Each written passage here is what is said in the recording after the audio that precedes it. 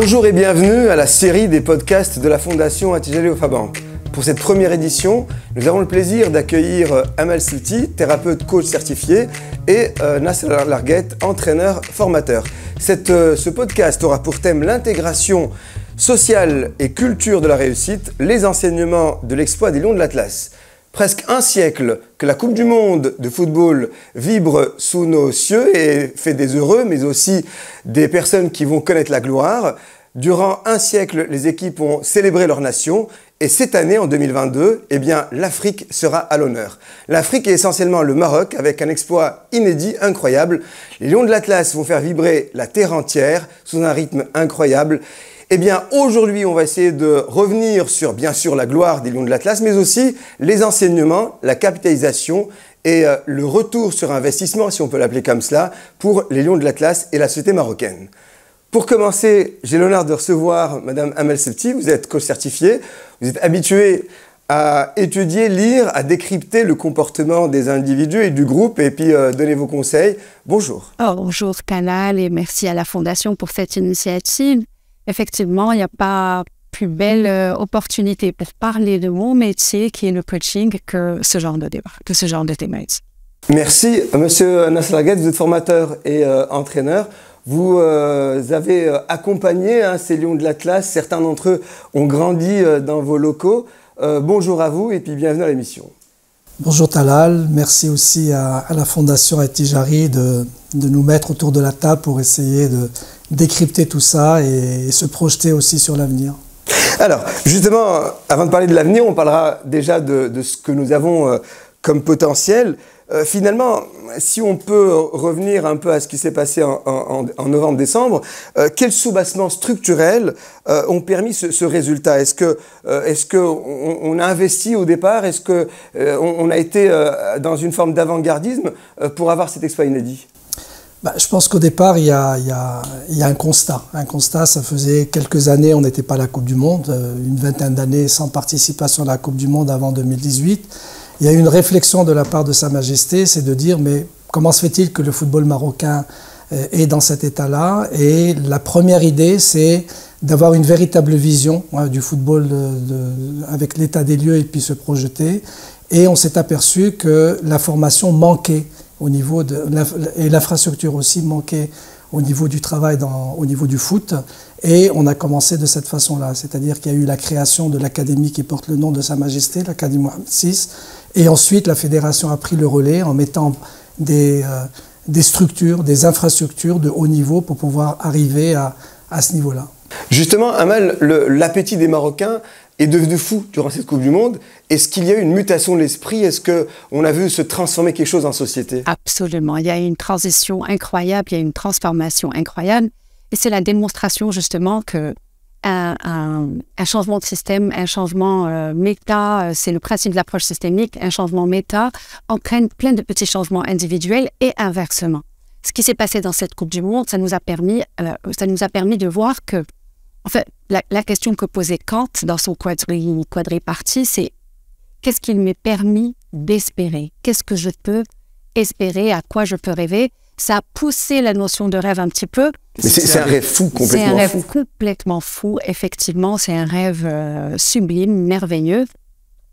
Mais ce que j'ai envie de dire surtout, c'est que comme toutes les parties de notre cerveau sont connectées entre elles, le fait d'avoir été capable, que ces garçons nous ont fait rêver, d'avoir été capable de rêver à ce succès, est quelque chose qui crée un précédent, une connexion neuronale qui est applicable probablement à d'autres champs de la vie. Si on regarde au-delà de cet exploit, on regarde donc la capacité de rêver et de regarder un rêve se réaliser au fur et à mesure. Moi, j'ai vu des personnes prendre leur billet pour un match, un seul, puis rester pour celui d'après, puis celui d'après. Ça veut dire que le rêve n'est pas limité. Il n'y a pas de limite au rêve. Tant que je peux le nourrir, tant que je peux le pousser encore et pousser, et c'est ce qu'ils ont fait. Ça, d'une part. D'autre part, il y a quelque chose qui me paraît intéressant à relever dans toute cette merveilleuse aventure, c'est justement ce public-là. Ce public, on a beaucoup parlé de l'exploit des joueurs, ils ont été grandioses. On a parlé de la performance pendant tout ce temps du coach, parce que quand même c'était lui la grande star de toute cette euphorie. Mais on n'a pas suffisamment parlé, je trouve, du public et de l'énergie du public. Et pas seulement au niveau national, pas seulement les Marocains. Justement, on parlait de Kant, c'est ce que Kant a appelé la cosmopolitique, c'est-à-dire la politique au-delà de l'État, au-delà du peuple. Les Marocains du monde ont été mobilisés aussi. Le monde, pas seulement les Marocains, au-delà de l'État Maroc et au-delà du peuple Maroc, infra et supra-peuple Maroc. C'est-à-dire qu'il y a des personnes qui n'avaient jamais entendu parler du Maroc et qui aujourd'hui, quelque part dans leur tête, ça fait exactement, ont associé une image, une idée, un concept à ce terme-là, à la notion de Maroc. Alors on va y revenir parce que c'est vrai que c'est important ce que vous dites, parce qu'on a poussé les frontières même du nationalisme. Beaucoup ont porté les drapeaux du Maroc, les maillots. On a pu voir cette symbiose effectivement se mettre en avant. Justement, Nasser, est-ce qu'aujourd'hui on peut dire, après ces mois de novembre et décembre glorieux, que le Maroc a trouvé un équilibre adéquat pour faire émerger ses talents? Pendant un moment donné, ils étaient étouffés, ils partaient à l'étranger, il y a une fuite de cerveau, de potentiel. Est-ce qu'aujourd'hui, on a trouvé le moyen de faire émerger ces talents-là? Si on parle que de football, on était plutôt importateur de talents. Donc aujourd'hui, avec l'avènement de l'académie, avec la prise de conscience des clubs qu'il y avait quelque chose à faire, développer son propre talent à l'intérieur, aujourd'hui on a des joueurs, aujourd'hui le Maroc n'a plus rien à envier aux nations qui sont formatrices de jeunes talents. Aujourd'hui l'académie l'a montré, on voit le Wydad, le Raja, les clubs qui reviennent un petit peu à la mode de formation parce que le Maroc a été formateur, a été exportateur de joueurs. On se rappelle des Bouderbala, des Ladaoui, etc. Aujourd'hui, on a une nouvelle génération qui part vers l'étranger, qui font le bonheur de beaucoup de clubs et ça nous est bénéfique. Donc on a cette capacité de former parce qu'il y a une véritable vision, il y a une véritable stratégie de développement du football et aujourd'hui on est dans le bon chemin et puis on exporte. Vous avez beaucoup de joueurs aujourd'hui dans cette équipe nationale justement qui a été à la Coupe du Monde. On a cet bel équilibre entre le joueur formé à l'étranger et le joueur formé au Maroc, et celui qui est formé au Maroc est capable de jouer dans des championnats majeurs et qui donne une plus-value pour notre équipe nationale et son rayonnement dans le monde. Oui, tout à fait. Vous avez effectivement touché un point important. Amal, j'ai envie de vous poser une question qui est effectivement très simple. Comment peut-on fabriquer, entre guillemets, des talents? Est-ce que ça se fabrique, est-ce que ça se forme? Est-ce que ça s'encadre? À quel moment on peut être capable de se dire on est une nation qui peut administrer des talents? Absolument. Le talent, c'est quoi? Le talent, c'est de la passion, un peu de passion, de nuance, de tout ce que vous voulez, mais c'est surtout beaucoup de travail et c'est des valeurs. Ce qui pousse au talent, c'est le travail et les valeurs. Être aligné avec certaines valeurs, ça c'est un moteur, ça c'est un driver qui peut nous emmener extrêmement loin. D'ailleurs, je pense que c'est la mobilisation autour de valeurs communes, vous disiez tout à l'heure, aussi bien des joueurs de l'étranger que des joueurs locaux, etc. Qu'est-ce qui unissait ces gars-là? C'était des valeurs communes, que ce soit des valeurs culturelles, des valeurs identitaires, des valeurs spirituelles, identitaires avec leur maman, leur marocanité, spirituelle par rapport à leur connexion, leur spiritualité, puis aussi des valeurs culturelles, le drapeau. Et c'est les valeurs qui sont porteuses et qui sont quelque chose de relativement stable, et c'est ce qui nous pousse, etc. On peut fabriquer des talents communs en identifiant. Alors, beaucoup de gens pensent que c'est la passion qui fait le talent qui fait réussir. Absolument pas. Ce que vous appelez le talent ou la passion ou le rêve, ça c'est quelque chose qui rend après le travail plus facile parce qu'il faut travailler dur. Je pense que ces gars-là, on les a vus, ils se sont tués pendant les matchs, ils se sont surpassés, ils se sont poussés, ils ont été très loin. Ça, il faut au-delà du talent. On peut avoir tout le talent de la terre, toute la passion de la terre, si on n'est pas endurant. D'ailleurs, vous parliez tout à l'heure de l'entreprise. Ce qu'il y a de commun et ce qu'on peut élargir et transposer, c'est cette notion d'endurance. Cette notion de ne pas finir, de ne pas arrêter avant d'avoir fini. C'est des garçons qui ne se sont pas posé la question « je suis fatigué, j'ai mal à la jambe, je ne peux pas y arriver, j'ai pas de remplaçant », qui ont juste continué jusqu'au bout. Ce sont les mots qu'on leur a donnés. Je voudrais rebondir là-dessus, c'est la notion de talent. Quand on est dans le monde sportif, parfois il faut le bannir. De dire talent, parce que quand on dit à un joueur il a du talent, je pense qu'on est mort. Il s'autosuffit, il va s'autosuffire. Ça y est, c'est bon pour moi. Mais le talent sans travail, on n'y arrive à rien. Moi j'ai vu des joueurs qu'on a recrutés je préfère chez un jeune, on parle de potentiel. Il a un potentiel, il a des capacités de. J'ai bien aimé le mot qu'a qu'a soulevé Amel, c'est la notion d'endurance. Et moi, je crois beaucoup en l'endurance psychologique d'un joueur. C'est celui qui est capable de durer, d'endurer dans la durée. Et donc, ça veut dire que c'est un joueur qui est capable, parce qu'un sportif, c'est pas une progression linéaire, ça monte, ça descend. Est-ce qu'il est capable d'avoir cette descente la plus courte possible parce qu'il est endurant psychologiquement? Parce que dans le foot, vous jouez, vous ne jouez pas, vous avez des moments de blessure, vous avez des moments de doute. Donc, est-ce qu'on est capable de maintenir ce joueur? Et puis là, justement, on a besoin de coachs comme vous pour aider ces joueurs à aller plus loin. Justement, est-ce qu'on a travaillé là-dessus, sur ce mental-là Exactement. Moi, ça fait maintenant plus de 37 ans que je suis dans ce milieu de développement des joueurs et j'ai eu des joueurs qui n'avaient pas forcément un talent fou. Je vais vous donner un exemple, juste un garçon comme Naïef Aguerd. Il y a beaucoup de gens qui ne le voulaient pas. C'est un joueur qui avait un potentiel.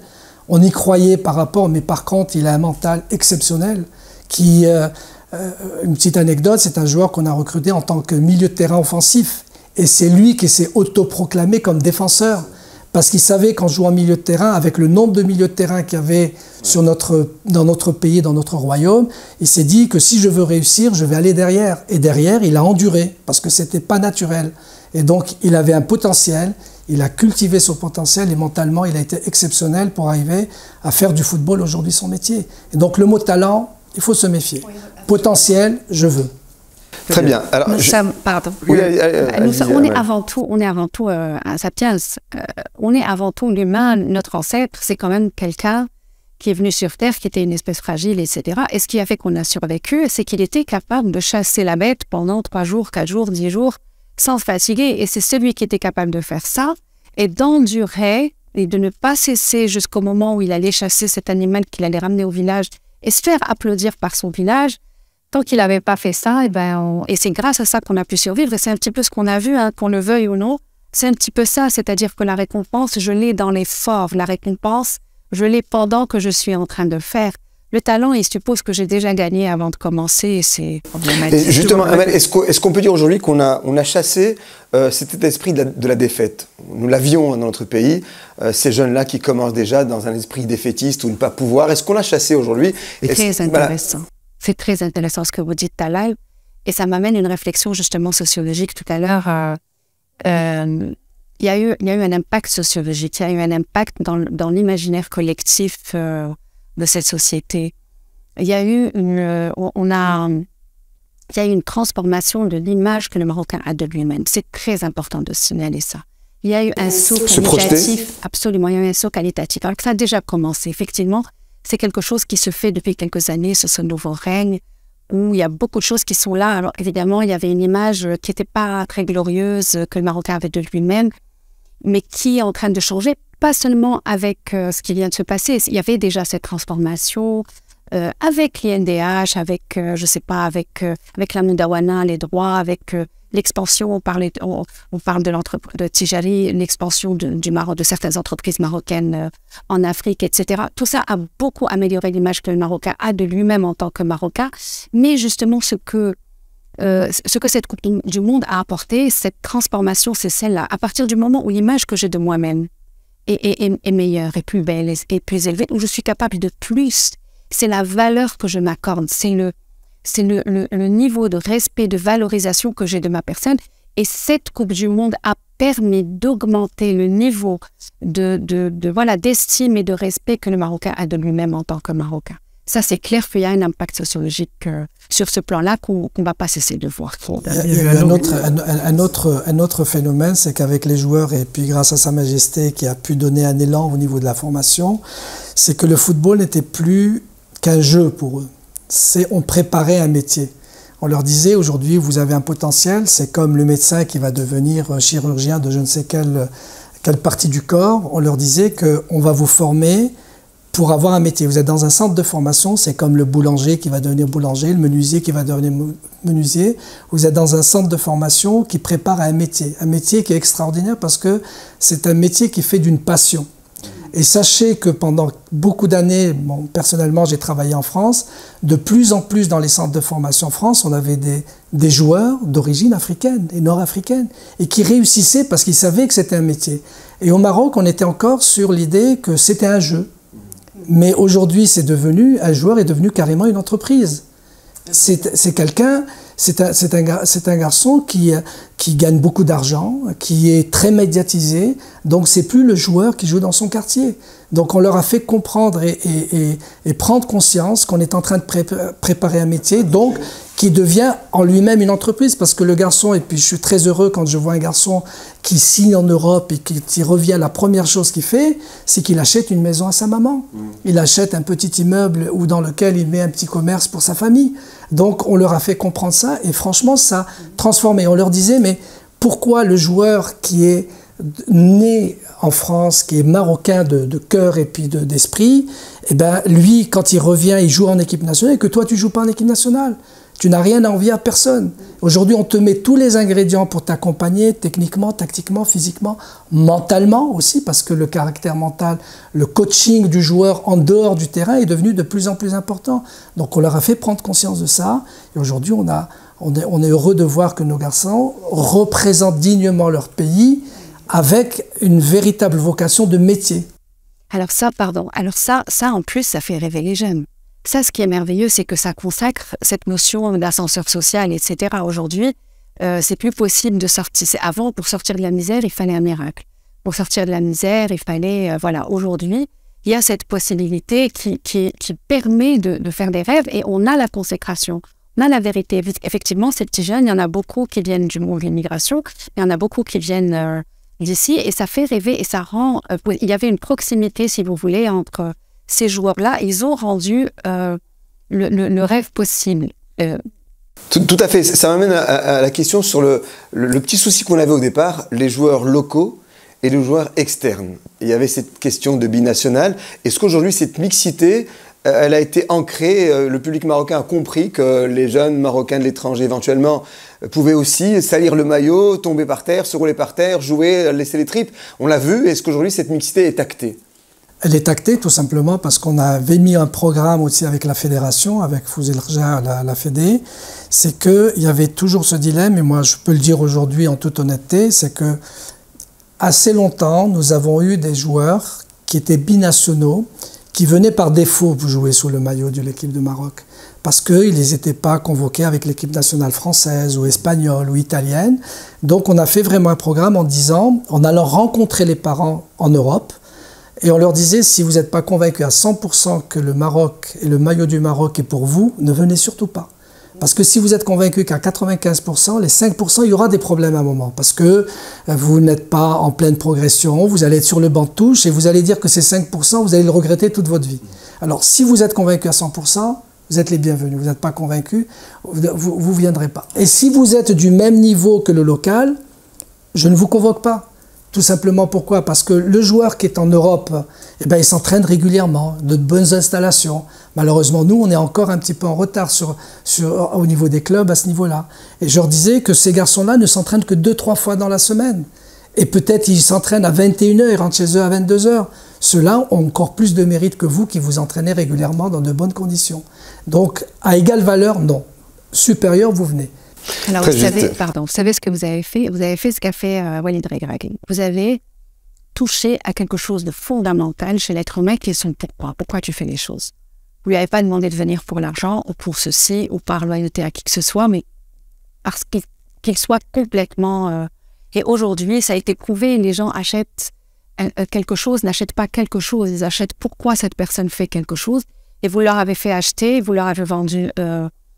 pourquoi je veux venir, c'est-à-dire la cause, le pays, les valeurs, j'en sais rien, l'identité, mais c'est ça que vous avez fait. Et je pense que Walid Regragui, c'est ce qu'il a fait. Justement, Amal, est-ce qu'on peut parler d'un nouveau mood, d'un regraguisme, entre guillemets, comme mouvement aujourd'hui? Ah oui, clairement, ça a été un chef d'orchestre et l'histoire, on sait que vous pouvez avoir les meilleurs prestataires, les musiciens du monde, avec les meilleurs instruments de la terre, si vous n'avez pas un bon chef d'orchestre, ça n'a pas donné le même résultat. Ça a été prouvé. D'abord, il est un enseignement en matière de management. C'est un enseignement parce que depuis quelques années, le management est en train d'évoluer, d'aller vers une approche un peu plus bienveillante. Il est l'incarnation du manager bienveillant, c'est-à-dire c'est quelqu'un qui n'est pas dans le jugement, c'est quelqu'un qui est dans l'autodérision, c'est quelqu'un qui est dans l'encouragement. Il n'y a pas de tu as mal fait. il y a ok, c'est bien, maintenant tu fais mieux. Donc, en tant que manager, il est très modélisant. En tant que coach, il est extrêmement modélisant parce qu'il est dans l'écoute, il est empathique. Mais surtout, il incarne les codes. On parlait tout à l'heure des valeurs. C'est quoi les valeurs? Il y a 12 définitions, je crois, du dictionnaire des valeurs. Celle qui nous intéresse et c'est ce que nous prenons pour la vérité. C'est ce que nous savons vrai, bon, selon le référentiel personnel et parfois social. Et lui, qu'est-ce qu'il a fait? Il a été cette personne qui partageait la même vérité, qui a réussi à faire partager sa vérité à ces petits gars, aux personnes qu'il a portées. Oui, bien sûr qu'il y a... C'est pas évident de provoquer cette catharsis parce qu'on a assisté à une véritable catharsis. Comme disait Aristote, je crois, il y avait la passion qui s'est incarnée comme ça dans... C'était lui, c'est parce qu'il avait son style à lui, c'est parce que il était d'abord... il n'était pas intouchable, il était terriblement humain, vulnérable. Son accent, etc., ça a beaucoup touché ses joueurs, mais aussi son public. Alors, je me disais tout à l'heure, je trouve qu'on n'a pas assez parlé du public. Je trouve que j'étais extrêmement touchée par le public le public marocain de cette Coupe du Monde. D'abord, c'est la première fois que je pense, enfin, je sais pas, mais moi, c'est la première fois que je vois un stade entièrement rempli. Ouais. C'est vrai qu'en Coupe du Monde, c'est rare d'avoir un déplacement d'une équipe qui joue à l'extérieur, avoir autant de public. Ah oui, et ça, ce qui les a fédérés, s'il y a des gens qui ont vendu leur voiture, qui ont vendu leur moto pour partir, qui se sont endettés, qui ont pris des crédits pour aller supporter leur équipe, ça aussi, ça peut expliquer. Il n'y a pas seulement les joueurs et le coach. Il y avait une forme, consciente ou inconsciente, de loyauté de l'équipe vis-à-vis de son public. Il y a quand même des gens qui ont fait des choses extraordinaires. Le public a mouillé le maillot, littéralement. Je fais ce jeu de mots, mais le public a supporté beaucoup de choses. Ils ont eu du mal à... Voilà, et ils sont partis, ils étaient là. Donc, probablement, ça a été un levier pour l'équipe pour rendre, si vous voulez, selon ce principe de réciprocité, mais aussi vis-à-vis de ce coach qui était pas paternaliste, mais qui était maternant. Je l'ai trouvé maternant pour ses équipes. Donc voilà, selon ce principe-là de réciprocité, on a eu le résultat qu'on a. Je reprends le terme levier pour Nasser. Alors il y a une image qui nous a tous touchés, j'imagine que vous la devinez un peu. La sortie de Sa Majesté le soir en maillot, équipe nationale, drapeau à la main. Vous, en tant que formateur, personnellement, qu'est-ce que ça suscitait en vous? Ça dit beaucoup de choses, c'est-à-dire c'est cet amour envers les joueurs qui ont montré la voie, et qui ont montré, comme ça a été dit à un moment donné, on a compris que le Maroc existait à un endroit dans le monde grâce à ce football, et puis avec un roi qui est aussi supporter, parce que quand on est roi et puis quand on sort avec le maillot, c'est quelque chose d'exceptionnel. Et on a vu sa joie quand il recevait les mamans et les joueurs, c'était vraiment une joie. Bien sûr, et aussi cette Coupe du Monde, bon, revenir un tout petit peu sur Walid, c'est vrai que Walid est pour moi, pour cette Coupe du Monde, est le personnage clé. Parce que pour moi, c'est un garçon qui aussi a porté les couleurs de l'équipe du Maroc en tant que binational. C'est quelqu'un qui connaît exactement les codes du joueur localement formé. Il connaît les codes vis-à-vis des joueurs qui ont été formés à l'étranger. Donc c'est vraiment le véritable personnage. Donc c'est quelqu'un qui aussi a une maîtrise de la communication et du management. C'est vraiment un vrai chef d'entreprise. C'est Nasser, justement, une compétition est une mini-entreprise. Il faut agir, réagir, anticiper. Alors même que la compétition se déroule, il faut prendre les bonnes décisions. Est-ce que c'est ce type de manager qu'il nous faut en entreprise aujourd'hui? Vous savez, dans l'évolution de la formation des entraîneurs, aujourd'hui, on a compris que l'entraîneur est un manager. C'est un manager comme un chef d'entreprise. Aujourd'hui, dans nos formations, on se nourrit de ce qui se passe à l'entreprise. C'est comme l'entreprise se nourrit de ce qui se passe dans le sport. Je sais qu'il y a par exemple des grandes entreprises qui demandent l'intervention pour leurs cadres, les hauts cadres, l'intervention d'entraîneurs, que ce soit du hand, du foot, du basket, pour savoir comment on gère une équipe, parce que les directeurs des entreprises ont sous leur responsabilité des gens. Donc ils les managent comme on managerait un certain nombre de sportifs. Et la même chose, on essaie aujourd'hui dans les formations, surtout dans la dernière licence d'entraîneur, on amène vraiment des spécialistes de l'entreprise pour la communication, pour le management. On ne reste pas seulement sur l'entraînement, parce que l'entraînement, ils ont passé toutes les étapes. Dans le foot, pour rappel, il y a la licence C, la B, la A, et ensuite il y a la pro. La pro, ça devient un spécialiste. C'est comme si vous avez fait votre médecine générale et vous devenez un spécialiste. Vous êtes orthodontiste ou bien vous êtes un chirurgien ORL, etc. Donc l'entraîneur devient vraiment un chef d'entreprise, avec, on le disait tout à l'heure, aujourd'hui, même le joueur est une entreprise. Aujourd'hui, avec je dirais, la valeur économique du joueur, quand vous voyez un Cristiano Ronaldo qui est recruté à Nasr avec autant de millions, qui va être un ambassadeur aussi du pays, c'est une entreprise. Donc, l'entraîneur doit être conscient qu'il est en train, il a une entreprise avec plusieurs prestataires de services qui sont ses joueurs. Donc, et ça devient un véritable manager. Et pour le manager d'entreprise, est-ce qu'il doit adopter, est-ce qu'il pourrait adopter la même attitude dans son anticipation, sa réactivité par rapport à son équipe, ses collaborateurs? Est-ce qu'on est arrivé aujourd'hui, est-ce qu'on devrait effectivement préconiser ce type de méthodologie pour dynamiser l'entreprise? Je pense, parce qu'aujourd'hui, un entraîneur, je le dis, c'est un manager qui est en train de gérer au quotidien un certain nombre de joueurs, mais il y a aussi la gestion du match. C'est quand on va demander à un chef d'entreprise de faire le bilan de son entreprise et puis le chiffre d'affaires, etc. On va demander chaque semaine ce travail-là à l'entraîneur parce qu'on lui demande est-ce que tu as les 3 points ou tu n'as pas les 3 points du match? Est-ce que tu vas qualifier pour la Champions League ou pas? Donc aujourd'hui, le chef d'entreprise d'une entreprise lambda doit s'inspirer de ce qui se passe aussi chez l'entraîneur. Comment il manage, comment il arrive à sublimer ses équipes pour arriver à un résultat positif. Amal, justement, pour reprendre ce que dit Nasser, le profil du manager, efficacité, abnégation, réactivité, ces mots-là sont utiles pour lui. Absolument, leadership, être inspirant, être bienveillant. Il y a un talent à être bon manager. Clairement, c'est facile d'être... Alors, il y a une différence entre être manager et être leader. Il y a une différence. Walid El-Khalili était le leader de son équipe et pourtant dans une grande unité, etc. Alors que manager, c'est la capacité à gérer des ressources humaines. C'est ça le manager. C'est la capacité de gérer la gestion de ressources humaines et c'est littéralement ce que fait un entraîneur. Maintenant, on disait tout à l'heure par rapport à comment est-ce que l'entreprise peut s'inspirer du sport. Alors déjà, l'entreprise devrait être connectée au sport de toutes les manières possibles et imaginables. C'est-à-dire qu'aujourd'hui, il y a des vraies recherches qui ont démontré que déjà, simplement un salarié, un employé, n'importe lequel, une personne dans une entreprise, qui fait du sport a un rendement de 12% ou je ne sais plus 15% supérieur à celui qui n'en fait pas. Donc déjà, ça veut dire que la notion du sport améliore ma performance ou mon rendement ou ma persévérance ou en tout cas certaines de ces skills, de ces soft skills parce que on est footballeur ou on est manager ou on est entraîneur ou on est salarié avec des compétences techniques clairement mais aussi avec des compétences transverses, avec des compétences humaines, des compétences douces. Donc l'entreprise gagnerait à introduire le sport à l'intérieur voilà. La deuxième chose, c'est que comment on est manager, comment on est entraîneur. C'est une fonction, c'est un job. Le footballeur, c'est un job. Ce que vous faites, c'est un job. Et un job se pratique avec trois... D'abord, la base qui est le cadre dans lequel je pratique. Alors ça, c'est le temps, l'espace, l'argent, l'éthique aussi, la déontologie de la pratique. Mais c'est aussi une posture.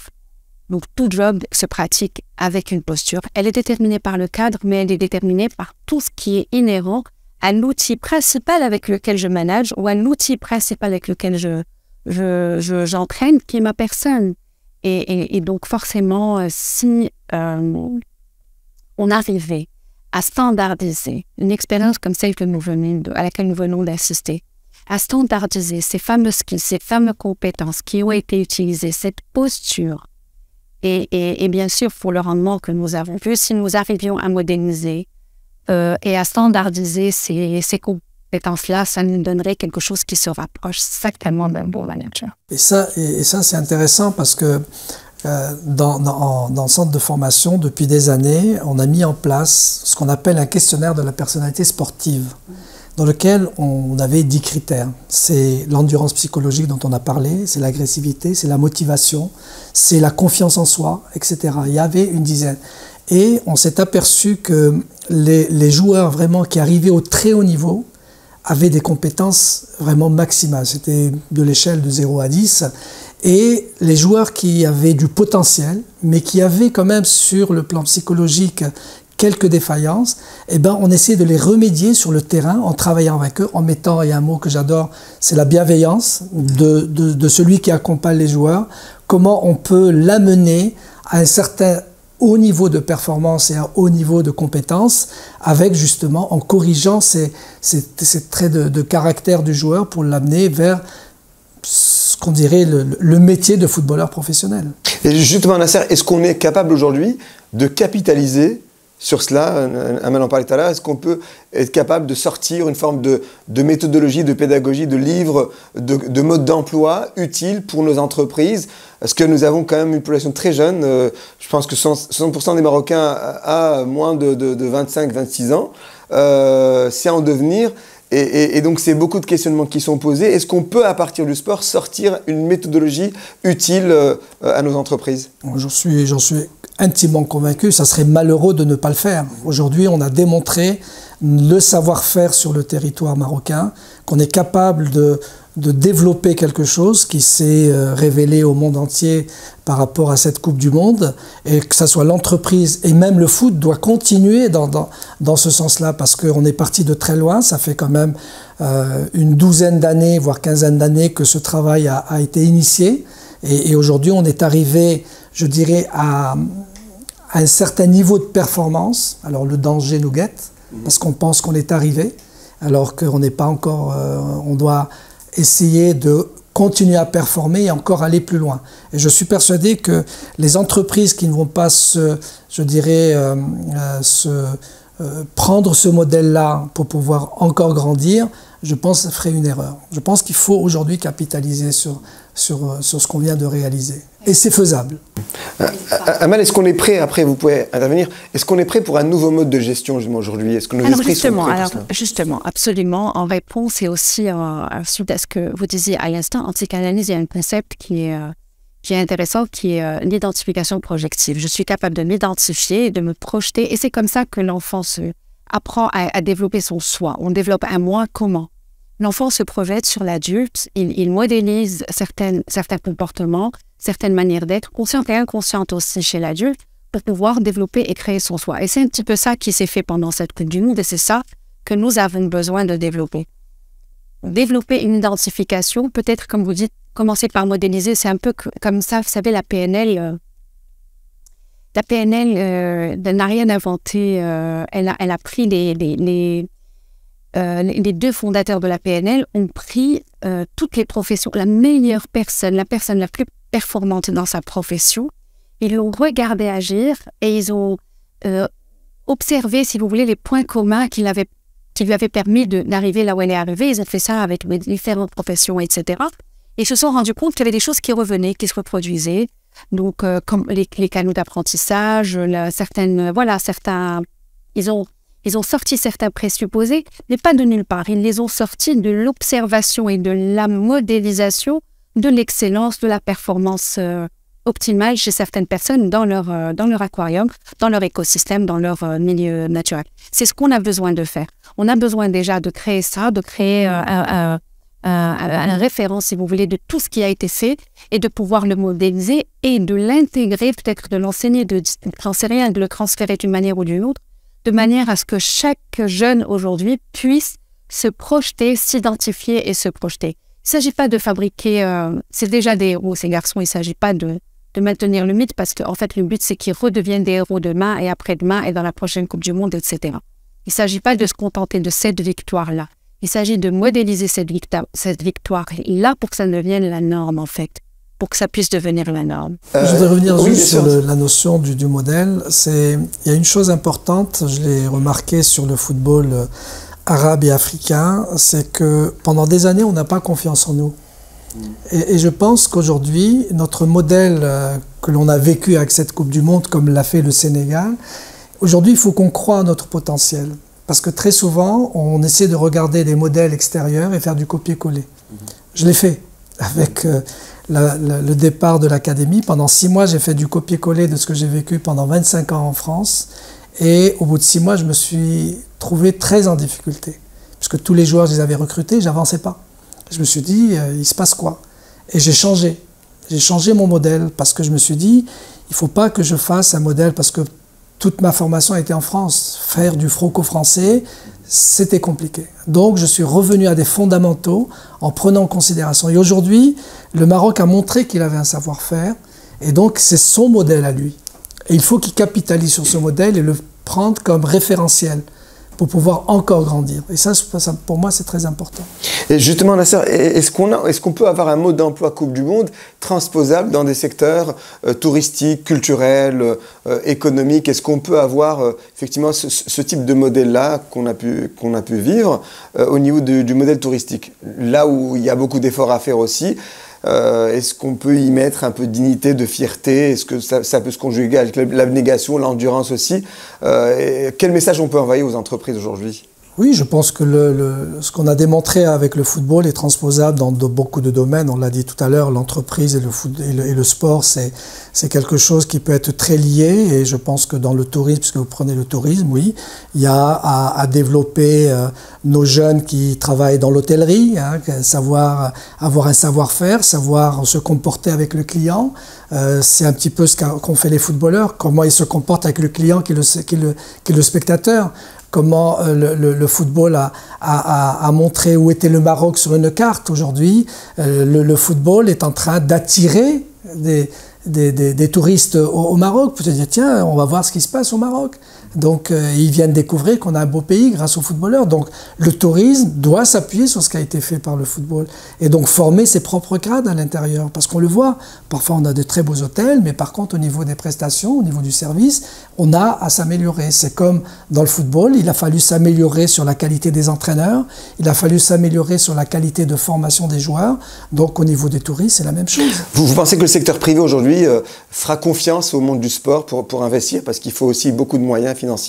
Ils ont tout intérêt, parce qu'ils auront retour sur investissement, j'en suis sûr et certain. Aujourd'hui, l'académie a formé certains joueurs, je suis sûr et certain, vous savez, je ne vais pas nommer les joueurs, mais il y a des joueurs qui sont un capital de plus de 20 millions d'euros. C'est-à-dire que l'investissement que vous avez fait pour la construction d'un centre de formation, en investissant sur des ressources humaines de très haut niveau aussi, il ne faut pas, mettre les jeunes entre les mains de gens qui ne sont pas qualifiés. Quand ils sont qualifiés, ça veut dire amener des gens avec un meilleur salaire, des gens de très haut niveau. Donc aujourd'hui, oui, le secteur privé sait qu'il y a une niche ici, il y a un retour sur investissement, on peut investir dans ce domaine-là. Merci beaucoup Amal et Nasser, merci. Alors juste un mot avant de conclure, qu'est-ce qu'on peut dire à nos jeunes aujourd'hui? Qu'est-ce qu'on peut leur transmettre? Parce qu'on nous attend au tournant aux prochaines échéances sportives. Qu'est-ce qu'on peut dire aux jeunes? Est-ce qu'il faut y croire? Est-ce qu'il y a des modèles? Quel message on peut envoyer, Amal? Il y en a énormément et c'est difficile d'en choisir un seul, mais si je devais personnellement opter pour un message, il y a quelque chose qu'on a constaté et qui est à nourrir et qui est à cultiver, c'est l'éthique, le sens éthique. On a trouvé un jeu, on a assisté à un jeu extrêmement éthique, à un public extrêmement éthique. Il y a eu des mouvements de fouille ici et les gens sont restés extrêmement éthiques, polis, etc. S'il y a quelque chose à retenir de tout ça, bien sûr, il y a l'excellence, la performance, l'endurance, la persévérance, le fait d'y croire, la foi, la notion de foi, etc. La visibilité, pardon, mais j'ouvre cette parenthèse, vous parliez tout à l'heure des mères. La plupart des joueurs... je pense notamment aux joueurs de tennis, par exemple, etc. Ils ont toujours leur mère avec eux sur les stades, dans leur performance, mais qu'on puisse voir les mères, etc. Donc, c'est une valeur famille. Tout ça, c'est très bien. Mais si on devait retenir personnellement une chose à pérenniser, à nourrir, à cultiver, à enseigner dans les écoles, à instiller dans les entreprises et dans l'esprit collectif, c'est l'éthique, c'est le sens éthique.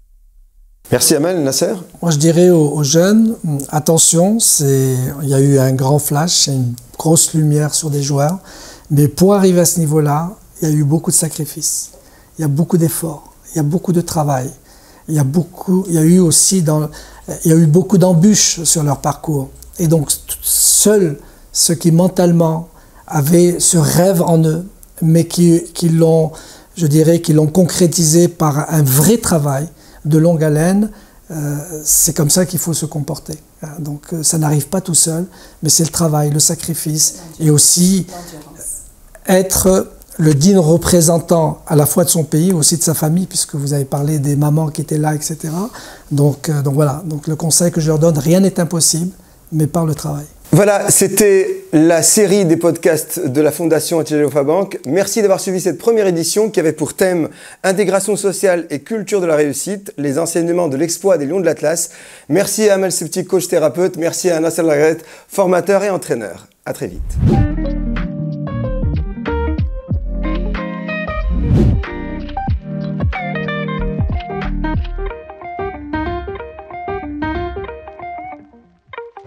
Les Lions de l'Atlas, un miracle marocain est un livre qui répond à une actualité extrêmement chaude parce qu'on vient de vivre un exploit extraordinaire avec ce périple magnifique qui nous a été offert par l'équipe nationale du Maroc, jouer une demi-finale, se classer 4e d'une Coupe du Monde, réaliser un tel exploit devait être marqué par un livre qui rend hommage à cette expérience, à ce périple, à ce mois magnifique dans l'histoire récente du Maroc.